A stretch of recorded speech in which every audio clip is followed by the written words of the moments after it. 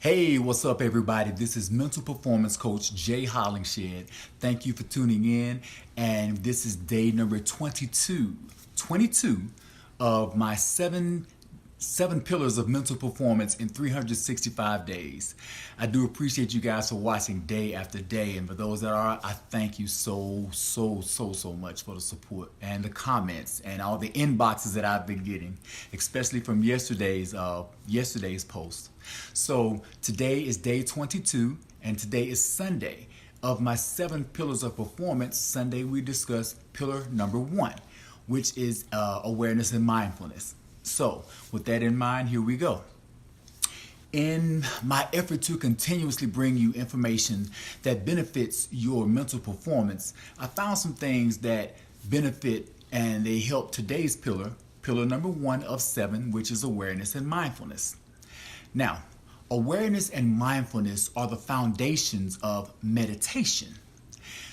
Through research, we now know that a regular mindful meditation practice improves anxiety, depression, it improves insomnia, and it reduces blood pressure.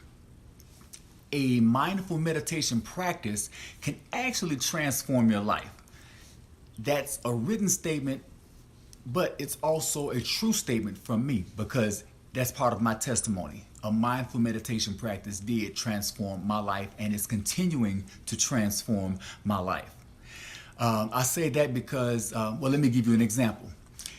Instead of moving with the crowd and subjecting myself to the demands of the crowd or becoming just like the crowd or society, mindful meditation actually pulled me outside the crowd, or it enabled me to step outside the crowd and observe the evolution of the crowd.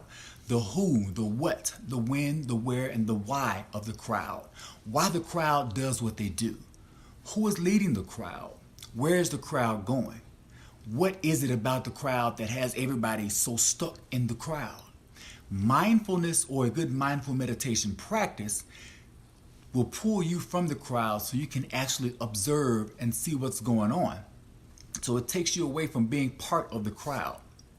Now, because of that, I've actually watched circumstances change people, and I've watched people change their circumstances. And practicing mindfulness also gave me new insight, and that sight from within. I was able to see things about myself that I wasn't able to see normally with my 2 physical eyes, sight from within or sight beyond sight. Funny, sight beyond sight. That reminds me of an old school cartoon that I used to watch called Thundercats. And there was this, the leader of the Thundercats, his name was Lion-O. And he had a sword of omens he would pull out.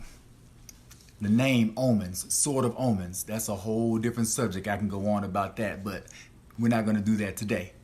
But the sword of omens, wow.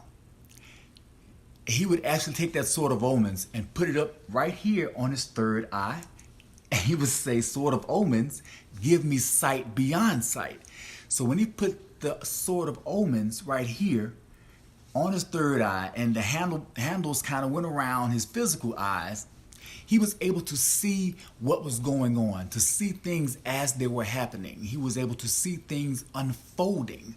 So as far as mindfulness is and what it did for me, mindfulness is like my own personal sword of omens. And I'm able to see myself through the eyes of others. I'm able to see why people treat me the way they do, why people respond to me the way that they do. And through that, I learn more about myself from practicing mindfulness. Now, we've all heard the phrase, you can't see the picture from being in the frame. Mindfulness takes you out of the picture.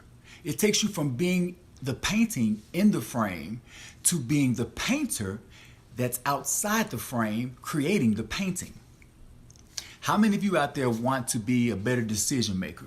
A better decision maker in family life, jobs, relationships, or maybe you lead an organization, you may pastor a church, you lead a work group or something like that, or a nonprofit.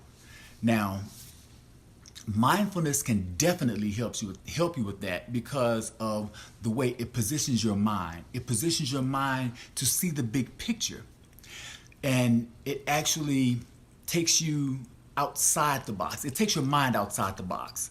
So to be a better decision maker, you have to think outside the box. Becoming more aware from a mindfulness practice placed my mind outside the box. Not only did it place my mind outside the box, but now I love where I am and my state of mind, my being, that I eat, live, breathe, and learn outside the box. I mentally exist outside the box. Now, when I say I mentally exist outside the box, I'm existing outside of the thoughts of the crowd, outside of the mindset of the masses. I'm doing my own thing, following my own spirit. Mindfulness positions my mind for high productivity in high pressure situations. Being that I act from my understandings, my new understandings from mindfulness is the big picture. Since I'm the one that's doing the painting of the picture that's, I'm not even in the frame no more. I'm the one that's painting the picture to be in the frame. Now, it was William Ernest Henley that said, "We are the master of our fate and captain of our soul." From that, he definitely meant that we create our own experiences. We create our own circumstances. So, from my experience and my research, my professional suggestion is that everyone under the sound of my voice start a mindful meditation practice. Mindful meditation classes are available anywhere, anywhere all over the United States. And if that doesn't suit you, you can just download something for your phone. There are tons of free apps for mindfulness and mindful meditation practices for iOS and for Android. That's all that I have. This has been day number 22 of my 7 pillars of mental performance in 365 days. One of these 365 days, I'm going to get that right. But that's all that I have. I thank you for watching. I truly appreciate you. For those who may have missed any episodes between number 1 and 22, subscribe to my YouTube channel. That's Jay Hollingshed. And other than that, be well, stay blessed, and through love, be a blessing. God bless.